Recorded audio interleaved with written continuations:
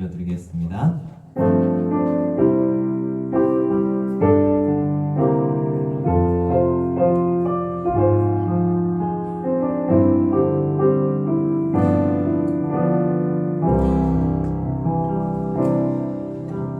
겸손히 올리는 나의 기도, 간구보다 감사를 드립니다. 응답하심도 거절하심도 기다리라 하심도 그저 감사 위에 감사를 덮을 때 은혜 위에 은혜가 쌓이네. 모든 일에 감사, 모든 순간에 그리 아니하실지라도 감사. 겸손히 올리는 나의 기도, 간구보다 감사를 드립니다. 응답하심도 거절하심도 기다리라 하심도 그저 간절히 올리는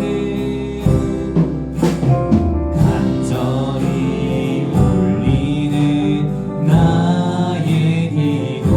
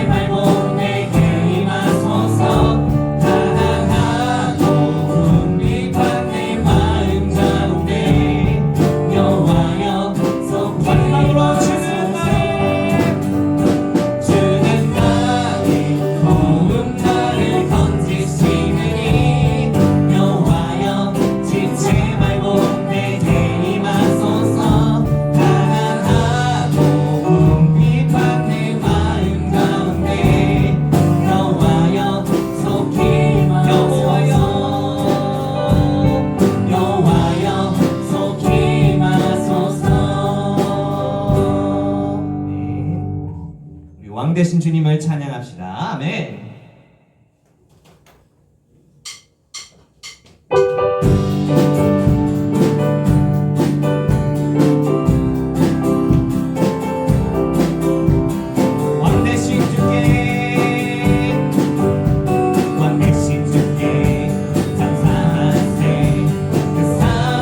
영원하리라 모든 것 위에 뛰어나신 주 그 사랑 영원하리라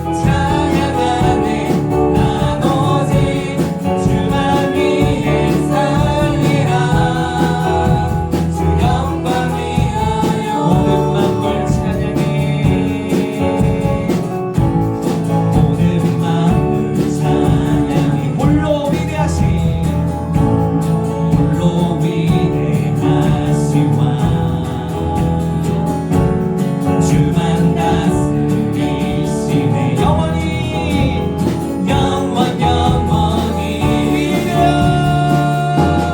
위대한 하나님 높이죠 찬양하네 그 소리 감사하네 가득하네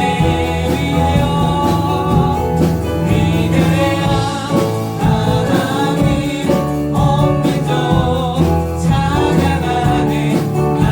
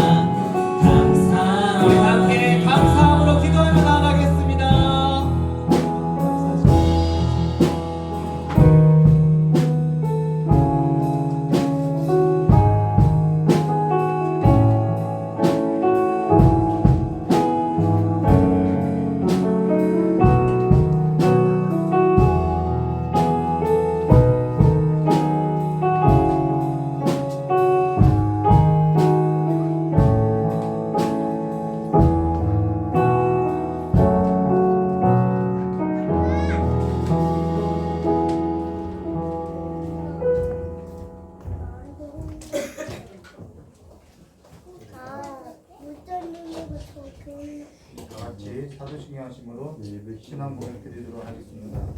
전능하사 천지를 만드신 하나님 아버지를 내가 믿사오며 그 외아들 우리 주 예수 그리스도를 믿사오니 이는 성령으로 잉태하사 동정녀 마리아에서 나시고 본디오 빌라도에게 고난을 받으사 십자가에 못 박혀 주시고 장사한 지 사흘 만에 죽은 자 가운데서 다시 살아나시며 하늘에 오르사 전능하신 하나님 우편에 앉아 계시다가 저리로서 산자와 중자를 심판하려 오시리라.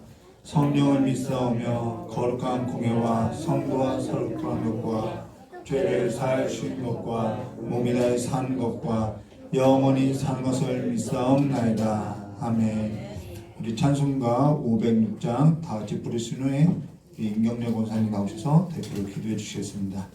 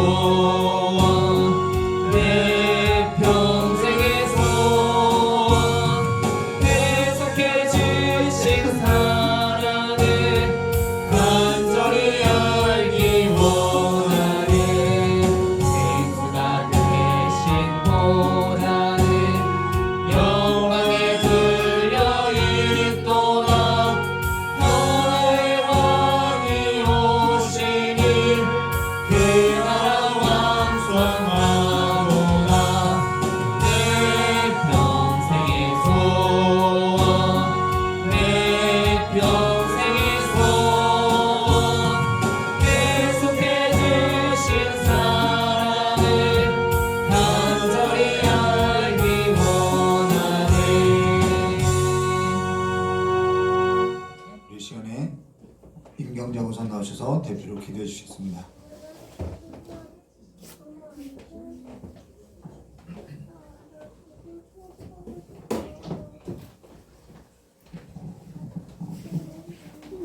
기도드리겠습니다. 사랑과 은혜가 풍성하신 하나님 감사합니다. 거룩한 주일을 맞이해서 하나님 앞에 나와서 온전히 예배드릴 수 있도록 모든 환경과 또한 믿음을 허락하여 주심을 감사합니다. 아버지 하나님, 벌써 아버지 11월 달로 아버지 하나님 많은 아버지 달을 보내고 이제 추수감사절을 앞에 두고 있는데 아버지 저희들이 어떠한 삶을 통해서 하나님 앞에 감사의 삶을 살았는지 아버지 되돌아볼 수 있도록 도와주시고 아버지 하나님 그렇지 못하다면 아버지 하나님 다시금 주님 앞으로 돌이킬 수 있도록 도와주셔서 주님의 인도하심을 받으며 살아갈 수 있도록 도와주시옵소서. 아버지 저희들은 연약해서 주님께서 붙들지 아니하시면 잠깐도 아버지 설 수 없는 그런 연약한 존재입니다. 그러나 아버지 하나님께서 힘주시고 능력 주시면 우리 강하고 담대하여서 주님의 일을 크게 할 수 있는 줄 믿사오니 아버지 하나님 저희들이 주님 안에 늘 붙들려 살 수 있도록 도와주시옵소서. 참 좋은 교회를 세우시는 주님의 뜻을 아버지 저희들 아버지 하나님 땅끝까지 이르러 전도하라고 아버지 하나님 명령에 아버지 주신 아버지 이 교회인 줄 믿사오니 아버지 하나님 이 교회가 교회의 사명을 다 감당할 수 있도록 도와주시고 성도들은 흩어져 살 때 아버지 주의 복음을 늘 아버지 가까운 이웃과 아버지 먼 친척에게 전할 수 있도록 도와주시옵소서. 아버지 또한 아버지 참 좋은 교회 아버지 추수감사절이 참으로 주님 앞에 축제의 날이 될 수 있도록 도와주시고 아버지 하나님 흩어져 있는 모든 사람들을 주께 인도할 수 있는 귀한 시간으로 삼을 수 있도록 도와주시옵소서. 또한 아버지 귀하신 목사님 하나님의 말씀을 대언하실 때 아버지 저희들 심령 깊은 곳에 아버지 말씀의 뿌리가 내려질 수 있도록 도와주시고 아버지 하나님 귀한 목사님 우리 성령께서 늘 붙들어 주시고 성령의 조명하심을 따라 오로지 하나님의 말씀을 대언하실 때 아버지 가정이 복되고 아버지 삶이 복될 수 있도록 도와주시고 앞길에 주님께서 축복으로 인도하여 주시옵소서. 이 예배 자리에 나와서 예배드리는 모든 심령이 아버지 주께로 온전히 마음이 향하게 도와주시고 주님의 은혜로 입술에 감사가 마음의 감사가 넘쳐날 수 있도록 도와주시옵소서. 예수님의 이름으로 기도드립니다. 아멘.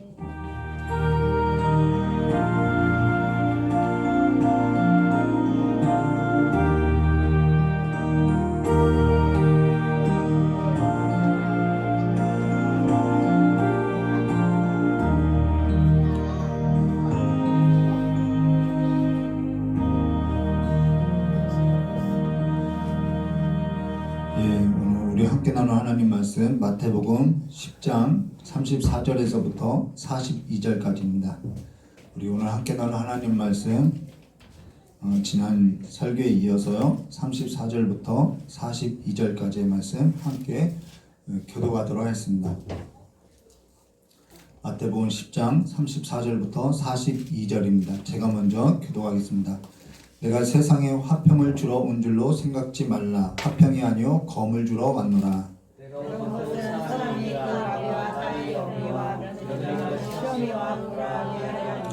사람의 원수가 자기 집안 식구니라.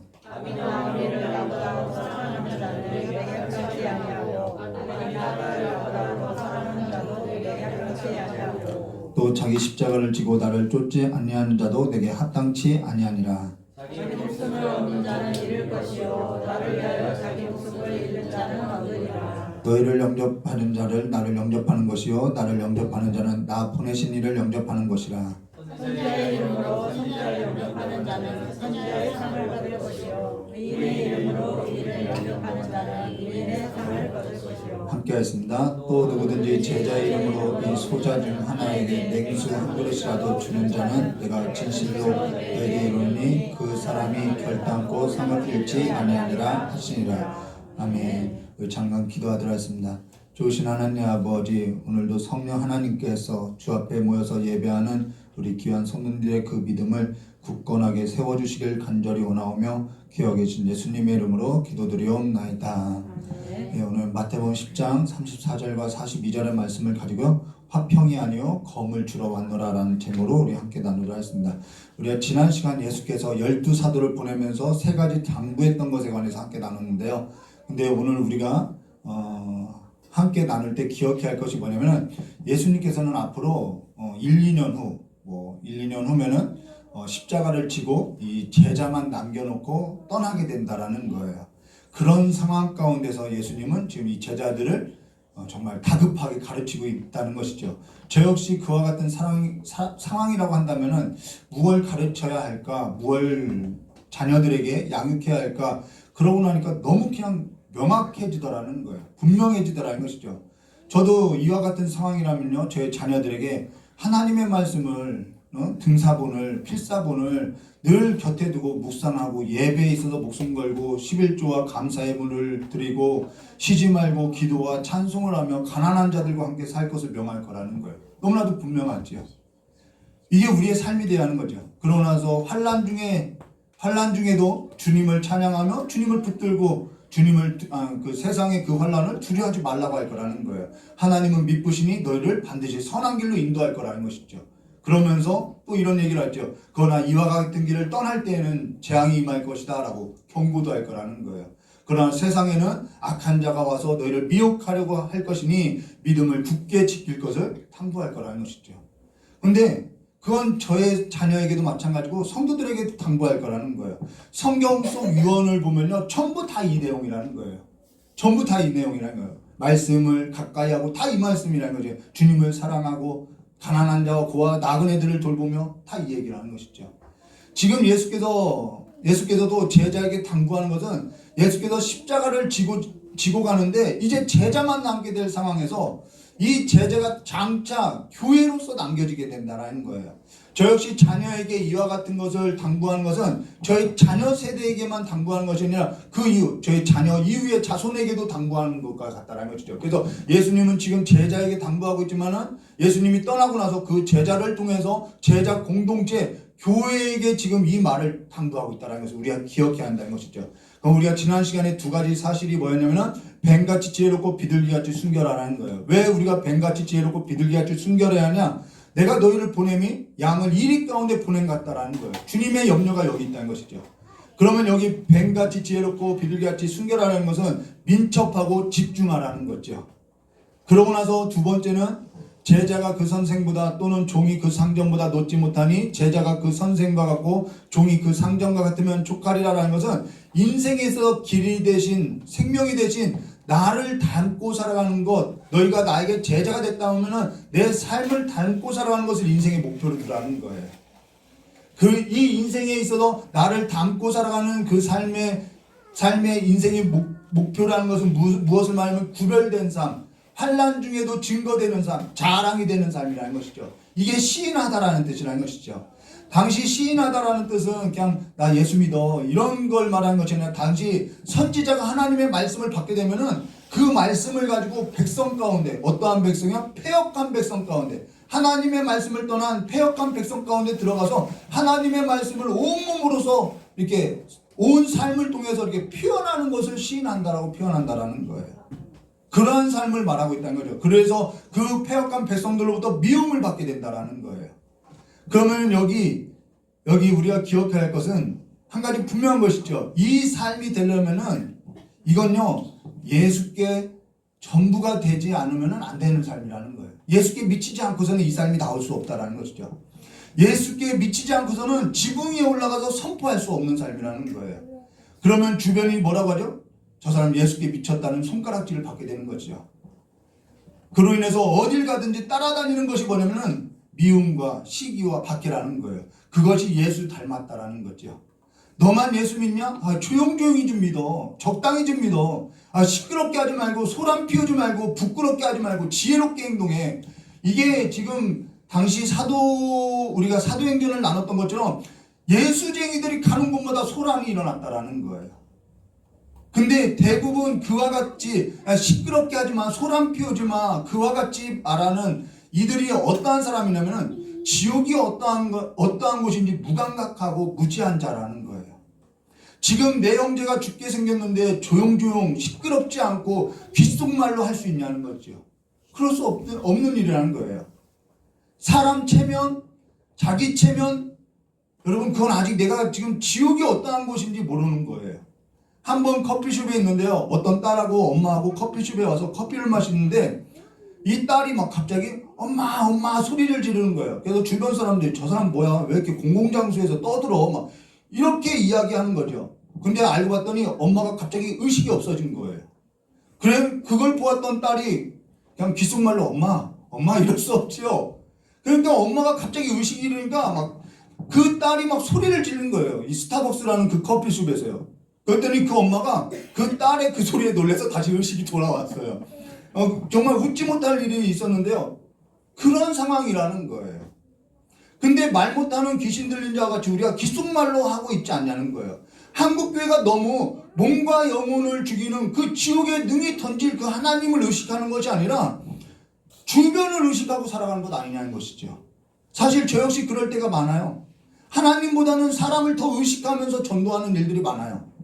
지옥에 던져질 삶보다 자기 목숨, 자기 체면을 더 의식하는 경우들이 많이 있더라는 거예요.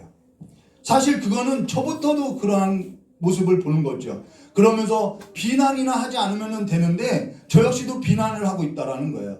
지혜 없이 행동한다. 꼭 저래야만 하는 것이냐. 말 못하는 저 자신을 정당화하는 거라는 것이죠. 그들이 그렇게 전도하는 것에 관해서 나는 그렇게 하지 못하고 실력이 없고 능력이 없는 건데 내 신앙을 정당화하고 있다라는 거예요.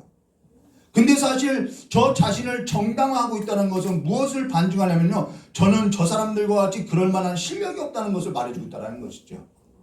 그러면 그와 같은 의미에 있어서 우리가 지난 시간에 나누지 못했던, 이제는 우리가 지난 시간에 하나와 두 개 이렇게 나눴죠. 오늘 이제 세 번째 거 주님께서 당부한 것에 관해서 나눌 건데요. 오늘 세 번째는 뭐냐면은 화평이 아니요 검을 주러 왔다라고 이것에 관해서 함께 나눌 거라는 거예요. 그럼 이 의미가 뭔지 우리 함께 보도록 하겠습니다. 34절 말씀 보도록 하겠습니다. 내가 세상에 화평을 주러 온 줄로 생각하지 말라. 화평이 아니요 검을 주러 왔노라. 근데 지금껏 우리가 듣고 알고 있는 것은 뭐냐면은 예수님께서는 평안을 주러 왔다라고 이야기했다는 거예요. 평안을 주노라라고 했다는 거예요. 평안이라는 것이 화평이고 평화고 뭐 다 같은, 평강이고 다 같은 의미라는 거예요. 근데 지금 예수님께서는 내가 화평을 주러 온 것이 아니라 검을 주러 왔다고 딴 얘기를 하고 있더라는 거예요. 그래서 이 성경 구절이, 지금 우리가 함께 나누는 이 성경 구절이 가장 난해한 구절이라고 이렇게 이야기하고 있다는 것입니다. 그럼 여기 화평과 검이라는 것은 오늘 화평과 이 검에 대해서 이야기하는데요. 이 검이라는 것이 어울리느냐, 서로 반대되는 개념이라는 거예요.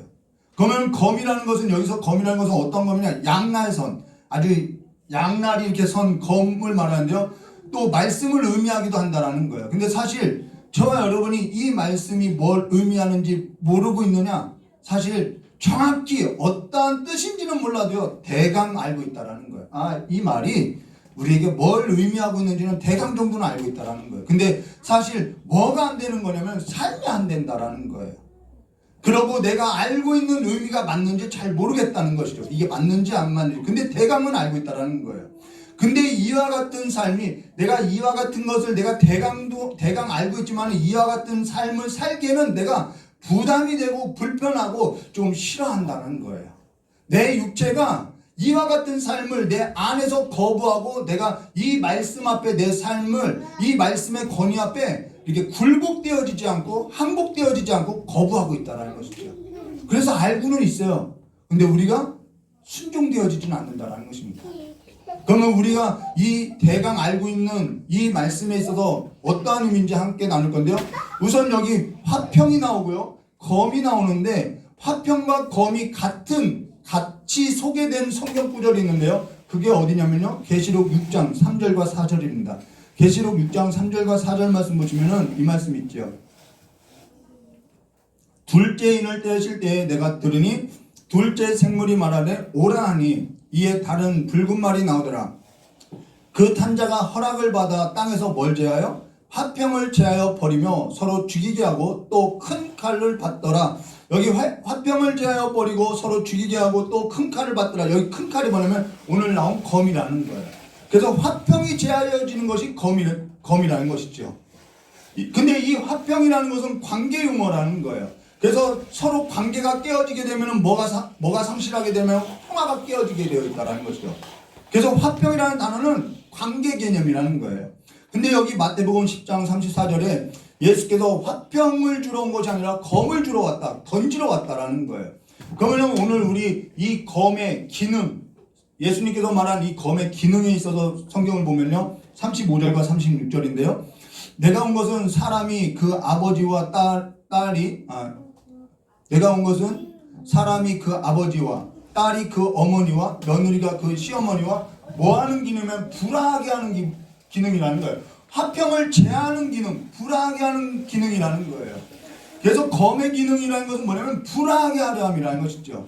그러면서 여기 사람의 원수가 자기 집안 식구니라. 자, 유대 사회에서 가족이라는 것은요, 이 사회 공동체 안에서 가장 견고한 최소 단위가 집안 식구라는 거예요. 우리 민족도 가족이라고 하면 끔찍하죠. 물불 못 가리는 경우들도 있죠. 근데 사실 유대 사회는요, 우리 민족보다 더하면 더할지요 덜하지 않는다라는 거예요. 완전 무조건이라는 거예요. 공동체 의식, 그 공동체 의식에서 최소단위 가족은요, 이들에게 있어서 절대적이라는 거예요. 절대적인 거예요. 근데 예수께서 인용한 말씀이 어떠한 말씀이냐면은, 자, 지금 불화에 관해서 이야기하는데요. 예수님께서 인용한 말씀, 이 집안 식구나라는 이 말씀은 미가 선지자가 예언했던 말씀인데요. 자, 미가서 7장 5절과 6절 말씀 보시면은 본래 1절부터 읽어야 이 의미가 어떠한 의미인 줄 알 수 있는데요. 그냥 5절과 6절 말씀만 볼게요. 너희는 이웃을 믿지 말며 친구를 의지하지 말며 내 품에 누운 여인에게라도 내 입의 문을 지킬지어다. 아들이, 여기서 나오죠. 아들이 아버지를 멸시하며 딸이 어머니를 대적하며 며느리가 시어머니를 대적하리니 사람의 원수가 곧 자기 집안 사람이로다. 여기 이 말씀을 인용한 거예요. 미가 선지자가 예언했던 것은 대적인데 예수님께서는 그 대적을 불화라고 이렇게 다시 재해석을 한 거죠. 근데 이 미가 선지자가 예언했던 시대는 어떠한 상황이냐면은 부패하고 타락해서 재앙을 내릴 그러한 상황이라는 거예요. 그러한 시대적 상황이라는 거예요.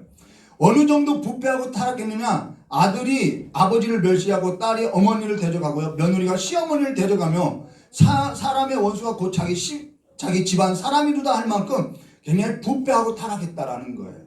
근데 예수님께서는 여기 미가 선지자가 예언했던 성경 구절을 인용하면서 불화하게 하려 한다라는 거예요. 근데 예수님께서 인용한 성경 구절은 대적이 아닌 이 불화라는 단어인데요. 이 불화라는 단어는 어떠한 단어냐면요. 나누다, 구별하다, 구분하다, 갈라지게 하다라는 뜻이라는 거예요. 자, 다시 설명할게요. 구분하다, 나누다, 갈라지게 하다. 무슨 말이냐? 하나님의 말씀이 들어가는 곳마다 갈라지게 되고 불화하게 되고 구분하게 되고 구별되게 되어 있다라는 거예요. 처음에 복음이 들어간 곳을 보면 알 수 있죠. 집안 식구 중에서라도 갈라지게 되어 있다라는 거예요. 나누게 되어 있다라는 것이죠. 혈연의 관계가 갈라지게 되어 있다라는 거예요. 하나님의 말씀으로 인해서 부패하고 타락한 이 폐역한 동네에, 폐역한 가정 가운데 누군가가 하나님의 말씀을 들어가면요, 그 사람은 이 폐역한 삶에 있어서 구별되고 갈라지게 되어 있다라는 거예요. 하나님의 말씀으로 인해서 갈라지게 되죠. 나누게 되죠. 구별된 삶을 살게 되어 있다는 거예요. 이들이 복음을 듣고 동네마다 들어가는 곳마다 동네 가운데 어떤 이는 이 복음을 받아들이게 되면은 이 동네, 이 공동체에 불화가 일어나게 되어 있다는 것이죠. 그러면 그들 중에 가족, 혈연, 이 공동체 끈끈한 가족 가운데 어떻게 되냐면 미움을 받게 되고 시결당하게 되더라는 거예요. 저희 집도 제사하던 집인데요. 예수 믿고 나서 제사 문제로서 제사를 드리지 않았더니 큰 집에서 처음에는 이런 말을 하는 거예요. 조상도 몰라본다는 소리를 듣게 되고요. 불화하게 됐죠. 서로 눈치 보게 됐죠. 그러면서 뭐라면 예수 믿으니까 자기 조상도 몰라보니까 저렇게 가난하게 살지, 찌질하게 살지 이런 소리를 듣더라는 거예요. 미움을 받게 되는 것이죠. 복음을 들으면 처음 그런 소리를 듣는다라는 거예요.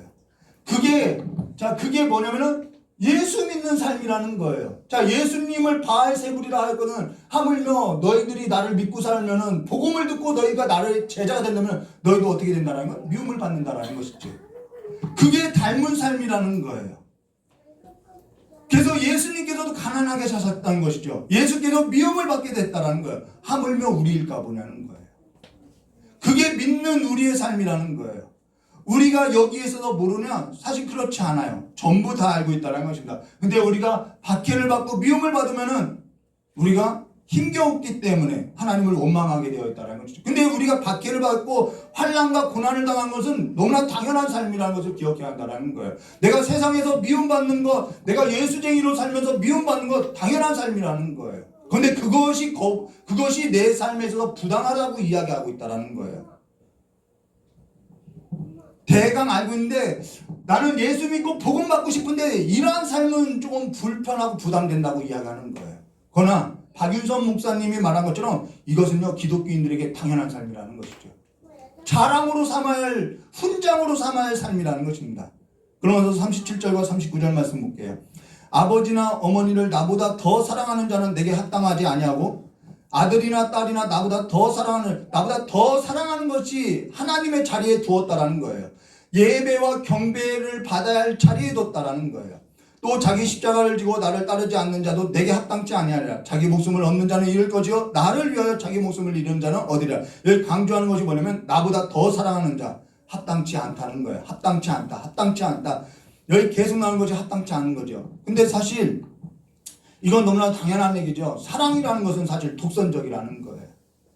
사랑이라는 것은 객관적일 수 없어요. 전에 저희 아내하고 연애할 때 저희 아내에게 뭐라 했냐면 너 나만 봐야 돼 그런 얘기를 했어요. 길을 갈 때든 뭘 할 때든 딴 눈 팔지 말고 나만 봐야 돼. 나만 생각해야 돼. 그러고 나서 학교 일로 인해서 저희 아내가 교수나 후배를 만나게 되면 화를 낸 적이 있다라는 거예요. 참 어리석었던 적이죠. 그래서 저희 아내가 주변 사람들을 별로 만나지 못하고 살았던 적이 있었다는 것이죠. 물론 저 같은 사람이야 죄로 오염된 본성을 가진 자로서 죄로 오염된 증상이 있기 때문에 그러하지만 하나님은 그렇지 않다라는 거예요. 여기 나보다 더 사랑하는 것은 내게 합당치 않다라고 할 때 어떠한 단어가 쓰여졌냐면요. 여기 합당치 않다라는 단어가 합당이라는 단어가 예배라는 단어라는 거예요. 예배하지 않는 거라는 거예요. 나보다 더 사랑하는 것은 나를 예배하지 않는 거라는 거예요. 여기 합당이라는 단어가 워십이라는 단어로서 가치를 돌려드리다. 예배가 뭐냐면 가치를 돌려드리다라는 거예요. 합당치 않다라는 것은 경배하지 않고 예배하지 않고 내게 가치를 돌려드리지 않고 있다라는 거예요. 내게 예배하지 않고 내게 경배하지 않고 내게 가치를 돌려드리지 않는다라는 거예요. 앞서서 우리가 설명한 바 있죠. 뱀같이 지혜롭고 비둘기같이 순결하라 할 때 가장 순결한 것이 뭐냐면은 신부에게 있어서 가장 순결한 삶의 태도가 뭐냐면 신랑만 보는 태도라는 거예요. 근데 신랑만 보는 태도가 예배이고 그 신랑에게 가치를 돌려드려야 하는 그 삶의 태도인데 뭐라고 하냐면 신부가 다른 집 신랑은 돈도 잘 벌고 일도 잘하고 능력도 좋고 뭐 이런 얘기를 하는 것이 뭐예요? 자기 신랑에게 돌아갈 그 가치를 다른 신랑에게 돌리고 있는 태도라는 거예요. 다른 집 사람에게 영광을 돌리고 가치를 돌리고 있다라는 거죠. 근데 그게 예배하지 않는 삶의 태도라는 거예요. 예배라는 것은 가치를 돌려드리는 삶의 태도라는 거죠. 그런데 그 신랑에게서 당신에게서 그 신랑의 태도에서 당신을 만나서 내가 복이 됩니다. 당신 참 좋습니다라고 하면 그것이 가치를 돌려드리는 태도라는 거예요. 삶에 있어서 돈이 없어서 못 살겠다 하면 듣고 있는 아버지나 신랑된 그 주님께서 그래 좋아하겠냐는 것이죠. 그분이 어떠한 분인데요.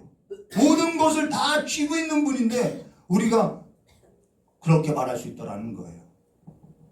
가치를 돌리는 건요 최고의 자리에 두는 거예요. 근데 최고의 자리에 다른 걸 두고 뭐라고 하냐면은 그런 말을 하는 거죠. 다른 신랑, 다른 뭐 신들 그것이 우상이고 우상 숭배라는 거예요. 근데 내 생각이 내 마음이 최고의 자리에 있어 신랑이 아닌 다른 신랑을 두고 계속해서 이야기한다라는 거예요. 그래서 뱀같이 지혜롭고 비둘기같이 순결하라는 말은 무슨 말이냐면은 내 생각이 그러할 때 빨리 민첩하게 민감하게 주께로 돌리라는 거예요. 바로 그 얘기라는 거예요. 오늘 오전에도 그런 얘기를 했죠. 설교할 때 찬양. 찬양이 뭐냐면은 주님 앞에 가치를 올려드리는 태도라는 거예요. 꾀에 빠지지 않기 위해서는 신랑된 남편에게 늘 가까이 하는 삶의 태도라는 것이죠. 마귀에게 시험에 빠져 마귀에게 시험에 빠져서요. 이 세상 가운데서 낙심하고 좌절하고 염려하고 낙담하지 말고요. 밤이 깊기 전에 그 신랑과 화해하고 합방하고 가까이 하는 삶이 지혜로운 삶이라는 거예요. 밤이 오기 전에요. 근데 여기 검을 주러 왔노라 할 때 주러라는 단어가 던지다라는 단어예요. 던지다라는 단어. 근데 이 단어가 무슨 의미냐면요. 헌신하다라는 뜻이라는 거예요. 사실 헌신이라는 것은요. 신랑과 신부의 관계 안에서만큼 잘 표현된 것이 없어요. 신랑과 신부는요. 평생 서로에게 헌신하는 관계이죠. 오늘 우리가 그리스도와 교회의 관계로서 영원토록 헌신된 관계죠. 근데 헌신이라는 단어가 이 던지다 내가 검을 주러 왔다 할 때 이 주러라는 단어가 헌신하다 던지다라는 단어인데 이 헌신이라는 단어에는 어떠한 의미가 있냐면요. 잘라내다라는 거예요. 잘라내지 않으면요. 헌신될 수 없어요. 여기서 헌신 이 던지다라는 단어에 아주 중요한 지파 한 지파가 있죠. 바로 레위 지파라는 것이죠. 저주받았던 그들이 폭력의 검, 폭력의 도구, 잔해하는 칼이었는데 그들이 주께 헌신하는 자들로서 자신을 드렸다라는 거예요. 그래서 그들이 아버지를 보지 않고 오늘 성경 그 말씀이에요. 아버지를 보지 않고 뭐 자녀를 보지 않고 그래서 신명기서 38장 8절과 11절에 중요한 얘기를 하죠. 9절부터 11절 말씀만 볼까요? 그는 그의 부모에 대하여 이르기를 내가 그들을 보지 못하였다 하고 이 레위 지파가 그 금송아지를 섬길 때 패역한 자손 가운데 그냥 눈 가리고 다 처단했다라는 거예요. 그 형제들을 인정하지 아니하며 그의 자녀를 알지 아니하는 것을 주의 말씀을 준행하며 주의 언약을 지킴으로 말미암으라. 주의 법도를 야곱에게 주의 율법을 이스라엘에게 가르치며 주 앞에 분향하며 온전한 번제, 이게 하나님을 경배하는 태도지요. 예배하는 태도요. 주의 제단 위에 드리리다. 여기 이들이 하나님께 헌신된 자로서 합당히 여겼다라는 것입니다. 부모에 대해서도 그렇게 했다라는 거예요. 사실 때로는요, 우리의 삶에 있어서 이와 같은 삶이 반드시 요구된다라는 거예요. 헌신, 예배, 경배, 합당 다 같은 말인데 이 헌신, 합당이라는 단어가 가진 의미가 뭐냐면은 잘라낸다라는 거예요. 때로는 하나님보다 내가 다른 걸 두었던 그 삶에 있어서 뱀같이 지혜로운 태도로서 빨리 민감하게 잘라내는 태도를 말하고 있다는 것이죠. 그거 내가 옳다고 생각하는 그 생각이라도 그 생각을 내가 정당하다고 생각하는 것이라도 잘라내야 한다라는 거예요. 왜 예수께 미치면은요, 여러분 가요 보지 마세요, 술 끊으세요, 도박하지 마세요. 그게 아니라 예수께 미치면은 그냥 끊어지게 잘라내어지게 되어 있다라는 거예요. 우리의 옛삶이요. 여기 검을 주러 왔노라. 삶에 있어서 그 가치를, 삶에 있어서 그 면류관, 우리가 쓰고 있는 그 면류관을 주께 돌려드리는 태도라는 것입니다. 그러나서 여기 중요한 얘기를 하죠. 40절과 42절. 너희를 영접하는 자는 나를 영접하는 것이요, 나를 영접하는 자를 나를 보내신 이가 누구냐면 하나님이죠. 나 보내신 이를 영접하는 것이라. 선지자 이름으로 선지자를 영접하는 자는 선지자 상을 받을 것이요, 의인의 이름으로 의인을 영접하는 자는 의인의 상을 받을 것이요, 또 누구든지 제자 이름으로 이 작은 자 중 하나에게 냉수 한 그릇이라도 주는 자에는 내가 진실로 너에게 이르노니 그 사람이 결단코 상을 잃지 아니하리라 하시나. 여기 세 사람이 나와요. 선지자, 의인. 선지자와 의인은 다 같은 의미로서 하나님의 말씀을 받고 하나님의 말씀을 지키는 자라는 거예요. 근데 여기 작은 자가 나와요. 여기서 작은 자는 누구를 의미하면 제자를 말한다는 것입니다. 당시 제자라는 것은 어떠한 의미냐면은 예수쟁이, 그래서 미움받고 사회적으로 가치 없다고 평가되고 미움받고 쓸모없는 자, 저 예수쟁이들, 이러한 사람을 말하는 거예요. 근데 그러한 사람을, 그렇게 작은 자를 대접하면 누구를 대접하는 거라는 건 예수님을 대접하는 태도라는 거예요. 예수께서 선지자로 대접하는 자는 선지자상을 받고 예수쟁이로 낙인 찍힌 그들을 대접하면은 예수쟁이라는 상을 받게 되어 있다는 거야. 내가 너희를 그와 같이 대접하고 영접하고 내가 아버지 앞에서 너희를 시인하겠다, 잘하였다 하겠다라는 거예요. 너 정결하다라고 해주겠다라는 거예요. 당연하죠. 예수님께 미쳐서 사는데 예수님께서 너 정결하다라고 해주지 않겠냐는 것이죠. 그러다면은 전 신랑된 예수께서 주신 상, 예수쟁이로서의 상을 받고 싶다라는 거예요. 성도라는 것은 성도라는 그 삶은요, 예수님께로부터 상을 받고 살아가는 삶인데요. 근데요, 성도라는 상보다는 더 큰 상이 없더라는 거예요. 세상의 그 어떠한 상보다도요, 성도라는 이 상은요, 세상에 어떠한 것과도 비교할 수 없는 상이다라는 거예요. 예수쟁이라는 그 이름이 세상 어떠한 상보다요 비교할 수 없다라는 거예요. 오늘 우리가 예수 닮았다는 그 상을 받는 것은요, 그분의 영광을 닮았다는 그 상은요, 그 어떤 것과도 비교할 수 없다라는 거예요. 그보다 더 큰 영광, 그보다 더 큰 칭찬, 그보다 더 큰 경배 어디에도 없는 거라는 것이죠. 그와 같이 아름다운 상, 그와 같이 영광스러운 상, 그와 같이 부활의 삶을 얻고 싶다면은 그와 같이 예수쟁이를 영접한 삶으로서 나 예수 부활의 소망만 갖지 마시고요, 예수쟁이로서 일어나시기를 주님의 이름으로 축원합니다. 다 같이 기도하도록 하겠습니다.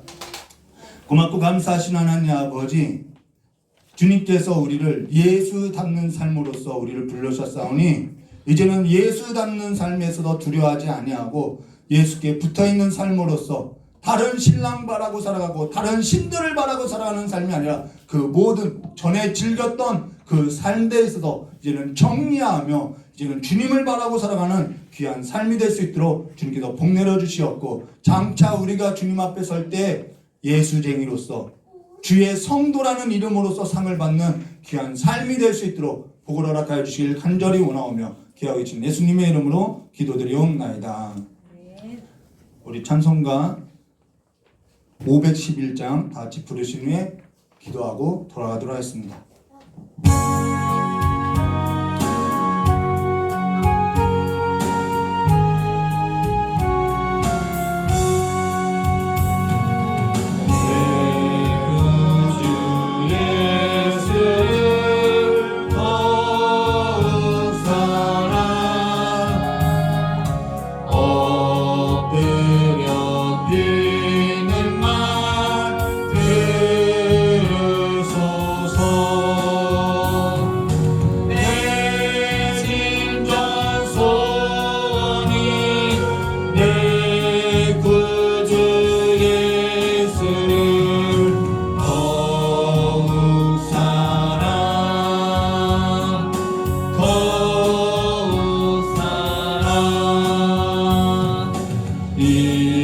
이전엔 세상 나 기뻤어도 지금 내 기쁨은 오직 예수 다만 내 비는 내 구주 예수를 더욱 사랑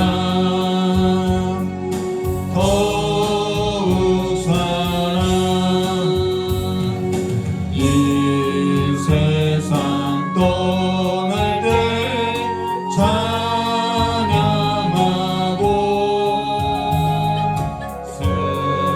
승진케 하는 말 이것일세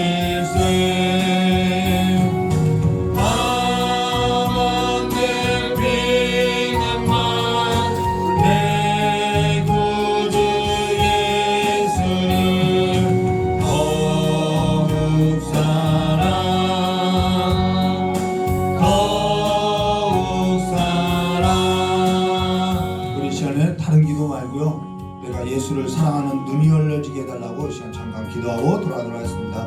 고맙고 감사하신 하나님 아버지, 우리가 주께서 우리를 사랑하신 그 사랑에 있어도 눈을 뜬 자들로서 이제는 그 주의 사랑 가운데 오직 한 가지 일, 오직 한 가지의 길, 예수를 더욱 사랑하고 살아가는 삶이 될 수 있도록 저 역사해 주시었고, 이제는 우리가 받을 상이 있사오니 이제는 그 부름의 상을 쫓아서 우리가 예수로 말미암아 예수쟁이라고, 넌 정결하다고 주 앞에서 잘 살았다는 그 상이 우리 앞에 있사오니 우리가 그 부름 앞에 그 부름의 상을 따라서 살아가는 삶이 될 수 있도록 저 역사해 주실 간절히 원하옵나이다. 우리가 이 땅에 살아갈 때 주님을 사랑하고 주님이 바라보는 그 삶을 쫓아서 주의 길을 걷는 거룩한 또 귀한 삶을 살아가는 귀한 자들로서의 공본을 다하는 귀한 삶이 될 수 있도록 주께 두 손 들고 축복하여 주시옵고, 다시 한번 한 주를 세상 가운데 나가서 살 때 아버지 우리 귀한 성도님들 넘어지고 뜯기는 삶이 있더라도 주님께서 믿고 시사 우리를 보호하여 주시고 우리와 함께하여 주시고 우리를 다시 일으켜 주시고 주의 사랑을 더 깊이 알아가는 귀한 삶의 자리로서 일어설 수 있도록, 그래서 이 세상을 넉넉히 이기는 귀한 삶이 될 수 있도록 주님께서 두 손 들고 축복하여 주시길 간절히 원하오며 귀하신 예수님의 이름으로 축복하며 기도드리옵나이다.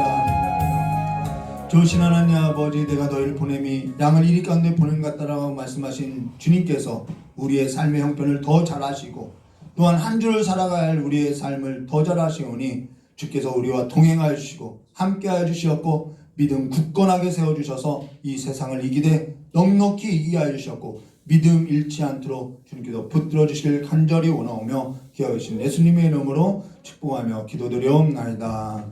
이제는 우리 주 예수 그리스도의 사랑과 하나님 아버지의 넓고 풍성하신 은혜와 성령 하나님의 내주감화 감동 교통하심의 역사가 오늘 아버지의 말씀을 듣고 다시 세상으로 나가야 할 우리 귀한 성도들의 모든 머리 위에와 또한 이 자리에 참석하지 못한 우리 귀한 성도들의 모든 발걸음과 교회와 가정과 일터와 선교지 위에 영원히 함께 있을지어다.